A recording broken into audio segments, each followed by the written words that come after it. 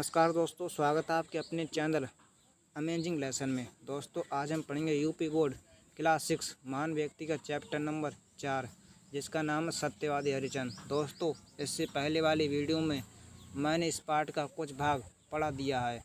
अगर आपने वो वीडियो नहीं देखी तो आप चैनल पर जाकर देख सकते हैं। तो चलिए दोस्तों आज की वीडियो स्टार्ट करते हैं। एक दिन खेलते खेलते उसे सांप ने डस लिया, उसकी मृत्यु हो गई। एक दिन उसे खेलते खेलते सांप ने डस लिया, उसकी मृत्यु हो गई। तारामती है दुख ब्रज की भांति आ गया, तारामती पर है दुख ब्रज की भांति आ गया। उसके कफन तक पैसे नहीं थे। उस भय रोती बिखरती हुई किसी प्रकार अपने पुत्र को सब को गोद में ले उठाकर अंतिम संस्कार के लिए शमशान घाट ले गई।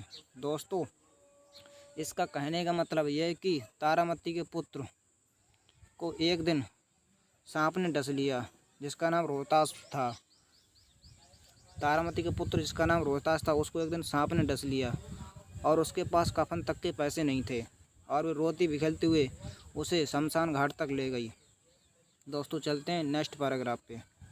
रात्रि का समय था, सारा शमशान घाट सन्नाटे में डूबा हुआ था। दोस्तों जब वो अपने पुत्र रोहतास को शमशान घाट ले गई थी तब रात्रि का समय था और सारा शमशान घाट सन्नाटे में डूबा हुआ था। एक दो सब जल रहे थे। दोस्तों सब का मतलब होता है यहाँ पर लाशें, एक दो लाशें जल रही थीं। उसी समय पुत्र का शराब लिए तारामती शमशान घाट पर पहुँची। उसी समय अपने पुत्र को लेकर तारामती शमशान घाट पर पहुँची। दोस्तों चलते हैं नेक्स्ट पैराग्राफ पे आगे।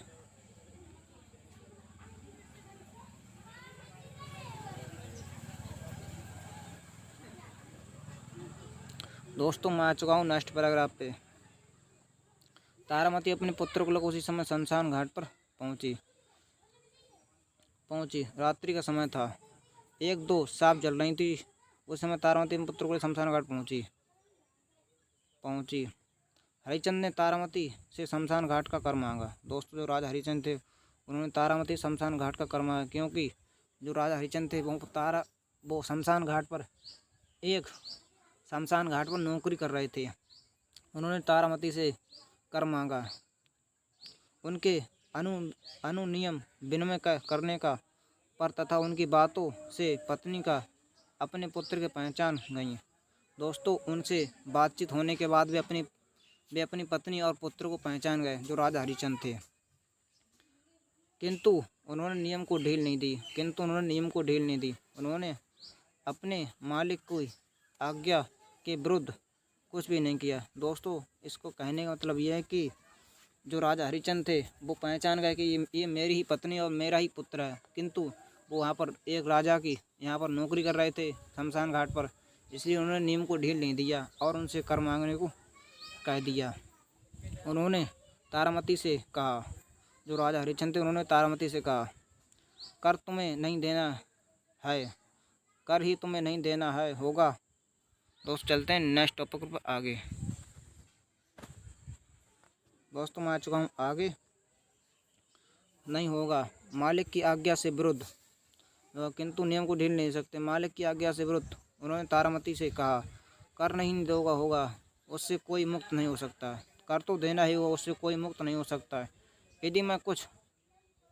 यदि मैं किसी को छोड़ दूँ तो यह अपनी मालिक के प्रति विश्वासघात होगा। यदि मैं किसी को कर लेने से छोड़ दूँ तो यह मेरे मालिक के प्रति विश्वासघात होगा। राजा हरिचंद ने तारामती से, यदि तुमके पास पैसे नहीं हैं, जो राजा हरिचंद थे उन्होंने तारामती से कहा, यदि तुम्हारे पास पैसे नहीं हैं तो अपनी साड़ी का आधा भाग फाड़ कर दे दो। जो राजा हरिचंद थे उन्होंने तारामती से कहा, यदि आपके पास पैसे नहीं हैं तो अपनी साड़ी का आधा भाग फाड़ कर मुझे दे दो, मैं उसी से कर वसूल लूँगा। दोस्तों चलते हैं नेक्स्ट पैराग्राफ पे आगे। मैं आ चुका हूँ दोस्तों नेक्स्ट पैराग्राफ पे। तारामती पर विश्वास थी। जो तारामती थी उन्होंने जब साड़ी कोना फाड़ने को कहा तो वो विश्वस्त हो गई। उनसे जैसे ही साड़ी का फाड़ने को आरंभ किया, उन्होंने जैसे ही साड़ी फाड़ने को आरंभ किया, आकाश में गंभीर गरज हुई। दोस्तों जब तारामती ने अपने साड़ी का कोना फाड़ने को लिया, आकाश में गंभीर बादल गरजने लगे, विश्वामित्र प्रकट हो गए।